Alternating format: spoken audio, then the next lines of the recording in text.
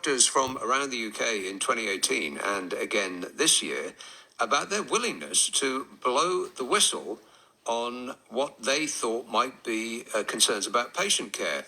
Apparently, 2.5 times as many doctors today would not feel confident raising their concerns as compared to 6 years ago.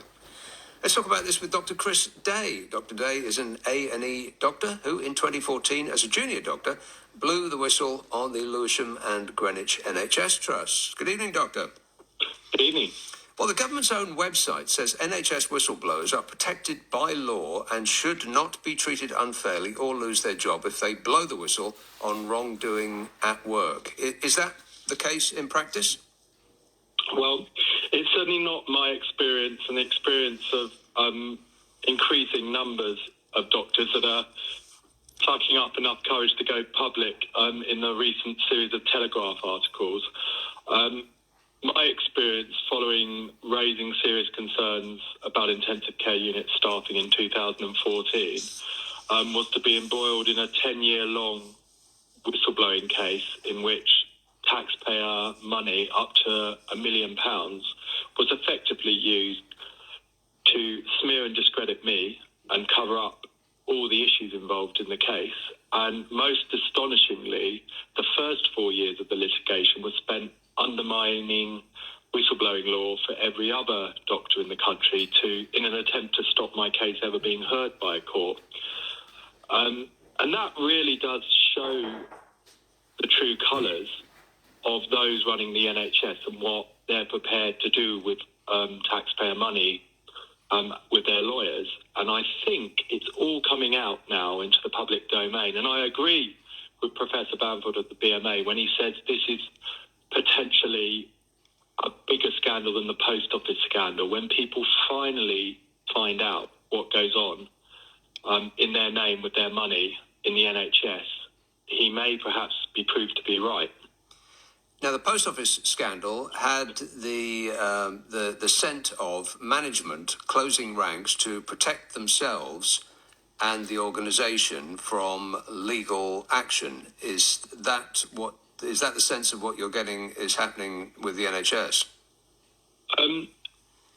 Well, my more than my sense, my experience is that the NHS executives will team up with a small group of law firms, and between them, they will be very successful at changing the narrative of these cases, or, to put it another way, covering everything up and discrediting and destroying the doctor or nurse that initially raises the alarm in the first place. I think the similarities with the post office surround the way evidence is dealt with, facts distorted, evidence not disclosed, all those sorts of things. And I think there is a scandal definitely similar to the post office in the way NHS lawyers go about things in court with large sums of public money. And in that sense, it's remarkably similar to the post office scandal. Are management in the NHS actually medically trained, or are they employed for their sort of general management skills?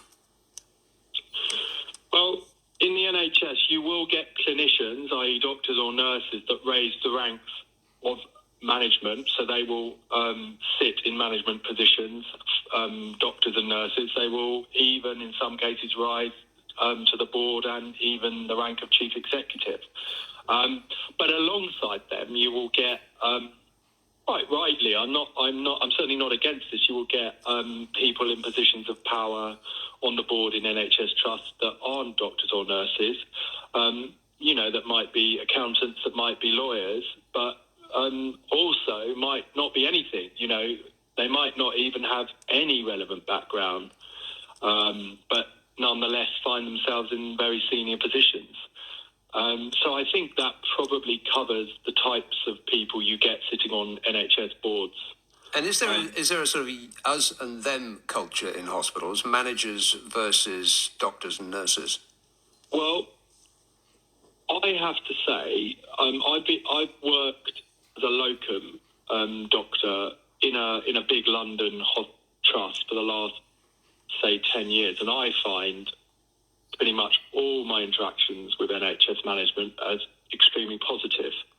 But I have to say, in my 10-year whistleblowing case, it's utterly outrageous what they think they can get away with. I mean, the classic example that I'm perfectly free to talk about on air is the time in which, midway through a whistleblowing case hearing, one of the directors of communications for Lewisham and Greenwich destroyed 90,000 emails of disclosable evidence that was supposed to be presented to the court and then refused to be cross-examined on it. And that gives you an idea, I think, of how out of control certain areas of NHS management are, because he not only did that, he was confident he would get away with it as well. And he's been proved right, despite those findings being admitted to. And I think that goes to this idea that doctors and nurses are regulated by statutory regulators, and every move they make, in theory, is subject to stringent guidelines, whereas for someone who's not registered as either a doctor or a nurse, if they have huge amounts of power in the NHS, will find themselves with virtually no accountability whatsoever. And I think my case is a good illustration of that. Even destroying 90,000 emails during a court hearing doesn't seem to carry any consequences. And I think that's what is coming into the public domain at the moment, is people are astonished that all this power is wielded in the NHS by managers that aren't accountable in any way to any kind of regulator. And do you find that managers who fail in one hospital actually fail upwards? They simply are moved to another hospital to carry on failing with a large salary attached? Well, I have no personal experience of this in my day-to-day working as a doctor, but because of the path I've walked through whistleblowing litigation and the exposure I've had to other doctors in that situation, yes. I've heard of many instances of managers implicated in cover-ups, essentially, or systemic failures being promoted upwards. And I think I'm not the only one saying that, and I think there's a lot of evidence for that. Regardless of the role of managers, what about the role of consultants? Because it's part of the problem, not that junior doctors, if they blow the whistle on their consultants, their bosses essentially, those junior doctors rely on those same consultants to recommend them for promotion, do they not? I mean, it isn't quite as simple as that. The quick answer to that is no. I don't necessarily agree with that. The way junior doctors' careers are governed is by a national agency formerly called Health Education England, and it's actually this body of effectively government bureaucrats that wields the power over 54,000 doctors in England below consultant grade. And it's the powers in that organisation that you have to be more worried about as a doctor. And again, my case has proved all kinds of things about the conduct of those individuals working in that agency. And I think there is a need that people, I think, are beginning to accept in the public and in the media, the need to understand these structures in the NHS. So and the kind of havoc they cause, because it isn't as simple as a consultant. I think that's definitely not as simple as a consultant getting angry and damaging a doctor's career. It's more nuanced than that.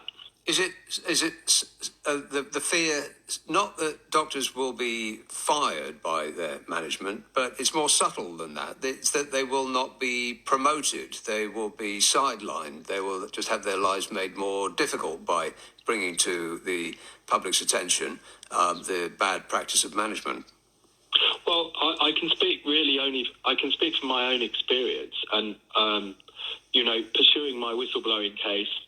My concerns has meant me being threatened, a series of false allegations being made, fabricated records of meetings, a number of cost threats in the litigation, cost threats being used to force me to make public statements to assist with the cover-up, evidence being destroyed, So these aren't subtle things that are used to damage doctors' careers. So no, I wouldn't say it's subtle at all.